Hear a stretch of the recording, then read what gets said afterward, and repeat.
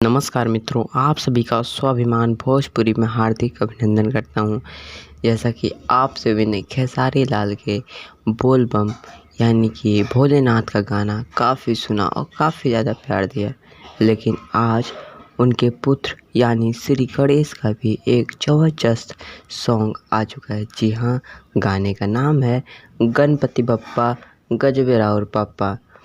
जी, आज सुबह यह वेव म्यूज़िक पर रिलीज हुआ है और इसके सिंगर हैं खेसारी लाल यादव जी और इसको लिखा है प्रभुनाथ बिशुनपुरी ने। इसको म्यूज़िक दिया है आर शर्मा जी ने और वीडियो डायरेक्टर हैं आशीष सत्यार्थी जी। काफ़ी ही अच्छा सॉन्ग है और वीडियो भी काफ़ी अच्छी है।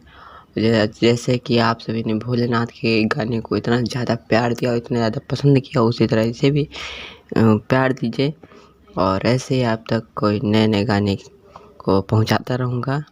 हमारे चैनल को सब्सक्राइब जरूर कर लें। धन्यवाद।